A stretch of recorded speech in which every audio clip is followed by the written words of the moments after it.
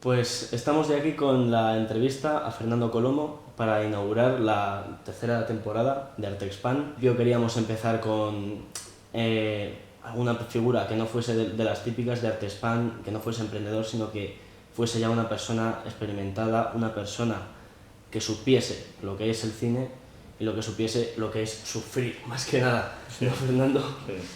Sí, la verdad es que ya llevo 20 películas, o sea que fíjate, he sufrido de todo. Empezaste en los 70. Sí, Se te ha metido siempre en el encasillamiento de la nueva comedia madrileña. sí, sí. Sí, al principio era nueva comedia costumbrista madrileña. Luego lo de nueva desapareció con el tiempo, lo de costumbrista pareció una palabra un poco atrabilaria y larga, y se quedó en la comedia madrileña, que a mí me parece una simpleza absoluta, pero bueno. Sí, ya me lo comentaste una vez que no te gustaba lo de ese concepto.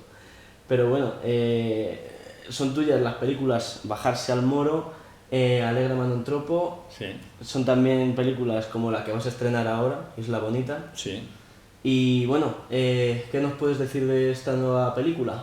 Pues mira, Isla Bonita es una película muy, muy especial dentro de mi filmografía, ¿no? Bueno, en primer lugar porque la protagonizo yo, que eso ya es una marcianada, porque sí es verdad que había hecho papeles pequeños, pero nunca en mis películas. O sea, todos los papeles que he hecho, pues por ejemplo en Todo es Mentira con Álvaro Armero, o las películas con Manolo Gómez Pereira, que me da pequeños papeles, alguna frase, algún personaje muy corto.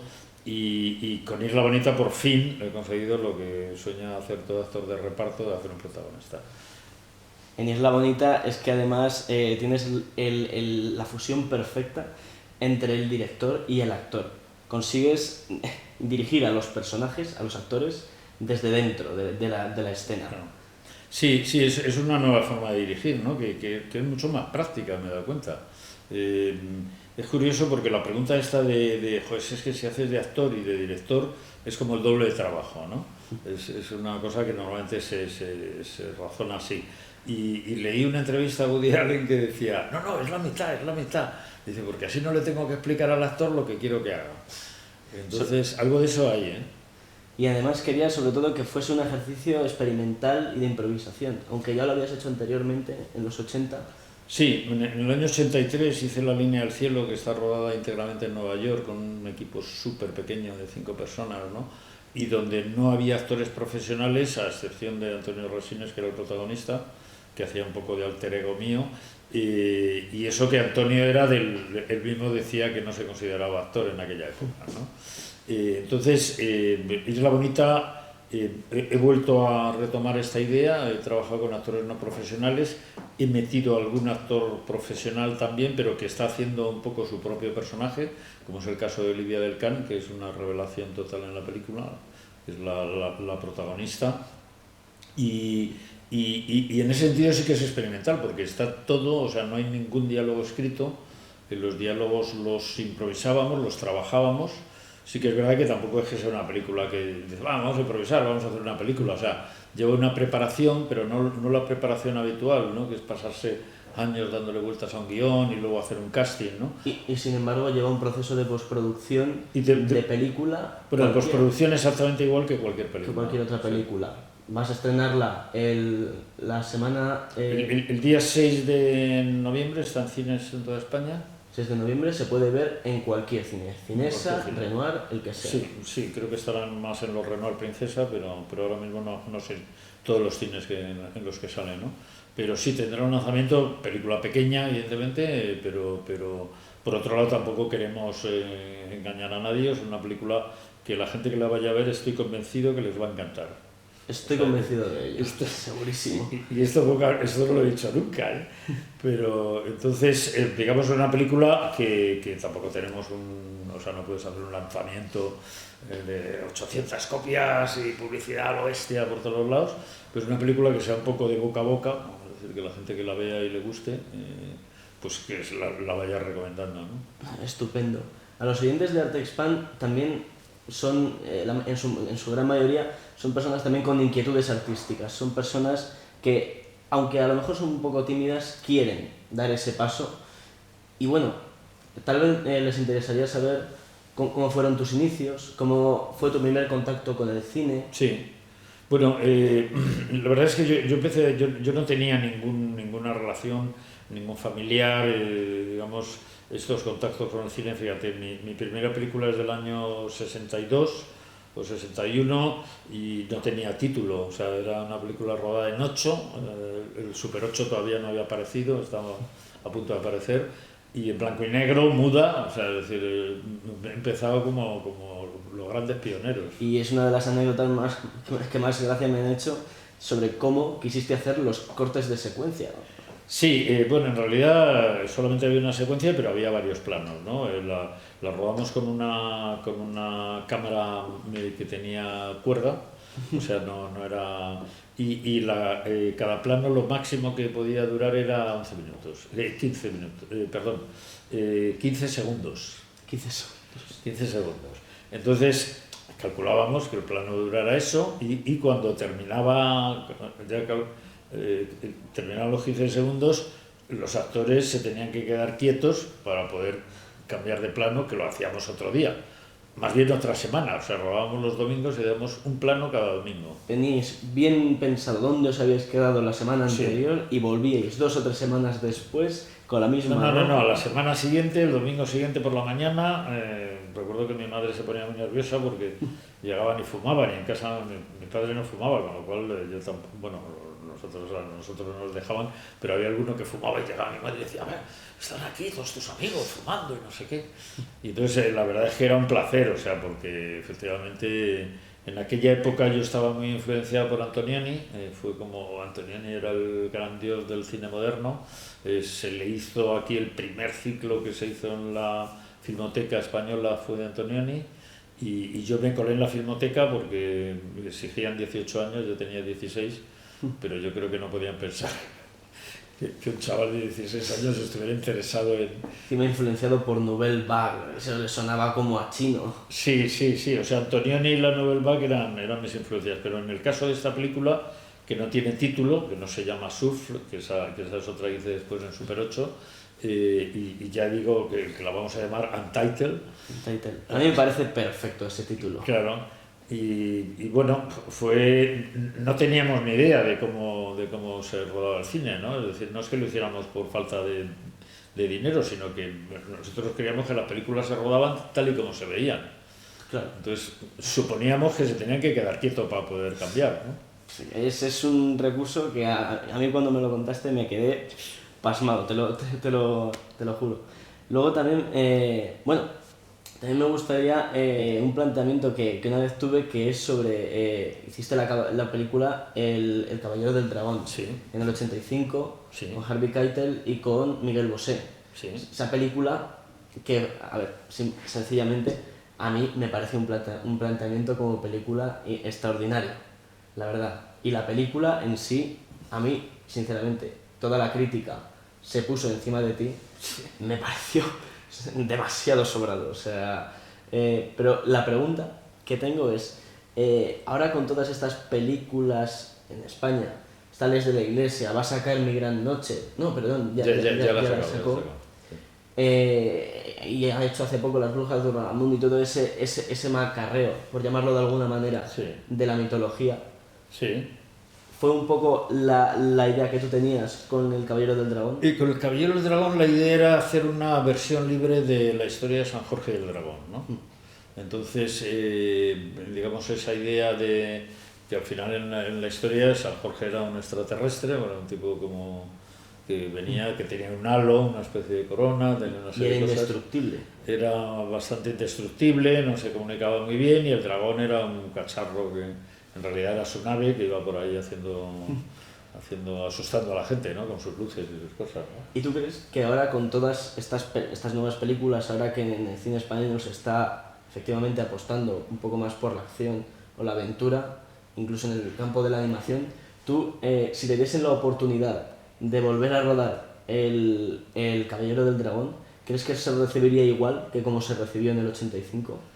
Bueno, de entrada la rodaría de otra forma, o sea, hay otros medios, o sea, hoy en día, sobre todo, fíjate, todo lo que son trucos, avanzado, pero bueno, no es que haya avanzado, es que ha pegado un giro total, ¿no?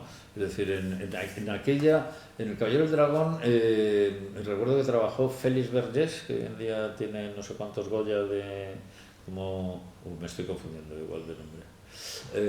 Me pillas ahora mismo. Félix es un genio de los efectos especiales, y aquí es cuando hicieron lo primero. Recuerdo que hicieron un meteorito, o sea, generado, digamos, con el ordenador, ¿no? O sea, aunque la mayoría de los efectos eran mecánicos y eran muy interesantes de hacer, o sea, la verdad es que la parte de efectos y tal me lo pasé muy bien haciendo eso en El Caballero del Dragón, mucho mejor que tratando con los actores, y no lo digo por Harvey Keitel, sino por Klaus Kinski, que también tenía otro papel y era un demonio. También mucho más principal casi que el de Harvey Keitel. Eran igual, no, realmente el papel de Harvey tenía más sesiones. Pero así como con Keitel la relación fue estupenda, era un tipo fantástico y hemos seguido viéndonos. Bueno, de vez en cuando, cada X años, pues nos encontramos en Nueva York, o cuando viene aquí a España pues me suele llamar. La verdad es que ya últimamente no viene mucho. Y sin embargo con Klaus Kinski, pues bueno, no iba a decir afortunadamente se murió, pero en fin, es un poco barbaridad.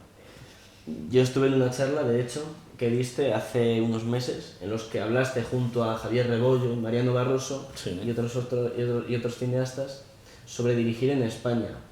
Francamente, me gustaría saber cómo ves tú, así de forma resumida, porque ya sabemos que podríamos tirarnos horas y horas hablando de cómo dirigiste en España, Sí. sobre todo contigo. Pero tú has rodado en Nueva York y has rodado también con actores extranjeros, pero en cuanto a dirigir en España, me gustaría saber cuáles fueron tus experiencias, tanto las más negativas como las más satisfactorias, por así decirlo. Pues fíjate, dirigir cine en España, pues es, por un lado tiene una ventaja, que no tienes, digamos, una presión tipo Hollywood, pero claro, digamos, la gran desventaja es que, digamos, tenemos un mercado pequeño, es decir, con lo cual aquí la industria siempre va a ser pequeña, porque a pesar de que tenemos toda Latinoamérica, pero culturalmente hay un abismo entre España y Latinoamérica, ¿no? Con la excepción de Argentina, a lo mejor, pero Argentina siempre ha tenido problemas económicos, con lo cual eso quiere decir que el cine español siempre, al tener un mercado pequeño, queda muy reducido. Entonces, ser director de cine a lo mejor en Estados Unidos es una cosa muy glamurosa, en España en absoluto. En España te miran muy mal por la calle, de hecho, sí. Si ruedas, y sobre todo si ruedas en exteriores. Sí. Siempre habrá alguien que pare con un coche y empiece a pitar y dice, no, los del cine, unos vagos, tremendo, iros a trabajar, hacer algo de verdad. Sí, no, luego esa es otra historia, ¿no? Que también aquí se creó por parte interesada y tal. La historia esa de, no, los del cine son unos millonarios que les subvencionan y tal, y por qué tenemos todos que pagar. Ojalá. Mi última película, Isla Bonita, desde luego no tiene un euro del Estado, ni de ninguna subvención, ni de ninguna televisión por adelantado. Luego, una vez hecha, ya sí, ante la televisión española y de tres. En cuanto se vio el resultado, se quiso. Sí, luego ya, apostar. Digamos, siempre hay una posibilidad de enseñarlo, ¿no? Pero, digamos, la película yo la he querido hacer con absoluta libertad y sin ningún condicionamiento, porque quieras que no, cada vez son mayores las presiones que hay sobre el director español o sobre el productor español, en el sentido de que no te dejan hacer tu película, sino que todo el mundo quiere poner su granito de arena. Normalmente es en el zapato, más bien, donde lo ponen. Sí, siempre habrá alguien que te lo quiera poner muy difícil. Sí, bueno, más que nada no, que el problema es que hacer cine aquí, o sea, por un lado hay una cosa buena, que es que, digamos, se está haciendo industria, es decir, se están haciendo películas, pues por ejemplo, el caso de Alex, películas de gran factura técnica, es decir, que no tienen nada que envidiar a las americanas, a pesar de estar hechas con mucho menos dinero, pero están hechas con mucho talento y con medios. Pero sí es verdad que se está siguiendo ese modelo de industria, a lo mejor de la Europa más estilo Reino Unido o estilo Francia. Sí, el problema es que al crecer económicamente las películas también crecen los inversores y por lo tanto la necesidad de control que tienen, ¿no? El problema es que el cine es una cosa muy etérea, nunca se sabe por dónde, cómo va a salir, o sea, es decir, apostar sobre una película es como negocio, es de lo más en el aire, ¿no? Es decir, En porque... España apostar por una película es infierno, porque en España yo sinceramente creo que no somos no somos protectores de nuestra propia cultura. Bueno, eso entra dentro del carácter español que digamos que es muy crítico con nosotros Sí, mismos, mismo. ¿no? Sí. Es decir, sabes que, por ejemplo, los inventos, hay que ocultar que son españoles, o sea, la fregona la inventó un español, pero creo que cuando se lanzó aquí en España en los años 60 o 50, decían, invento americano. No sé qué. Sí, yo he visto anunciar cremas como Fórmula Noruega. El otro día vi uno que hablaba de estos así como en un spot de anuncio de dientes o de limpiezas de cremas de dentríficos y entonces hablaba en francés y le traducían, ¿no? Es decir, porque todo lo que venga de fuera parece que es mejor. Parece que tiene mejor calidad. Sí, que lo que tenemos aquí. Entonces, eso, bueno, es un hándicap en general para el español en la vida, pero concretamente en el mundo del cine... es un temor. Esto ha hecho bastante daño, sí. Unido a la malévola interpretación de que somos unos subvencionados y tal. En realidad, lo que sí que debo decir ahora mismo es que el Ministerio de Cultura tiene un trabajo muy importante que consiste en bloquear el cine español. O sea, el Ministerio de Cultura en realidad es el Ministerio de Censura, porque lo que se dedican es a hundir las empresas españolas. O sea, están buscando, es decir, todos esos empleados que los pagamos todos, porque son funcionarios, y que esos son, o sea, cuando se habla de el cine español tiene un presupuesto no, o sea, el presupuesto es el ministerio debería desaparecer y dejar de poner palos en la rueda al cine español. O sea, si realmente lo que quieren ayudar al cine español, deberían echarle cierre. Yo considero que en España es uno de los países en los que menos se ayuda al cine. En Francia todos los gobiernos ayudan. En Francia y en Estados Unidos. En Estados Unidos. Es decir, en Estados Unidos es mucho más fácil recaudar dinero, desde luego, por sistemas que no lo llaman subvenciones, porque lo llaman tax credit. Sí, pero son subvenciones al fin y al cabo. Son exactamente iguales, mucho mejores. O sea, y aunque no se quiera considerar subvención, sí es verdad que en Estados Unidos tienen muchas subvenciones. Claro, es lo mismo. O sea, si a ti el Estado te permite que gente que invierta en tu película le va a desgravar dinero, es como si el Estado te está dando dinero.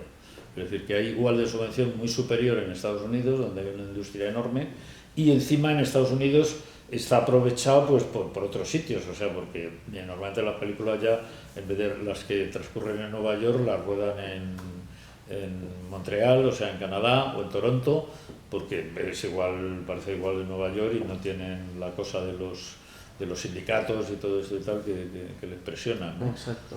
O sea que, bueno, el cine en España, la verdad es que tema talento, muchísimo. Es decir, o sea, es sorprendente, ¿verdad? Y en ese sentido yo me siento orgulloso de ser español. Efectivamente. Porque hay mucho talento aquí. O sea, hay talento en cuanto a interpretación, en cuanto a cineastas. Sí. O sea, directores, actores, técnicos, músicos.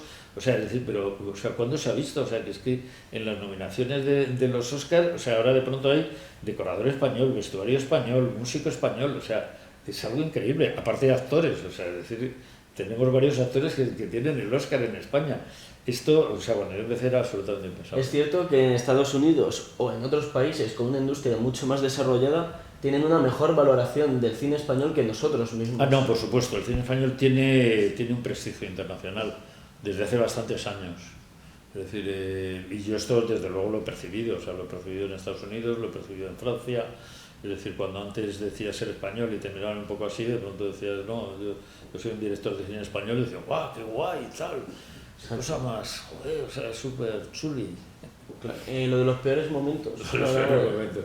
Hombre, peores momentos sí, la verdad es que ser director de cine es duro, muy duro. Y de pronto, hombre, los peores momentos es cuando estrenas la película. Es decir, cuando estás en la película te empieza a dar palos por todos lados, ¿no?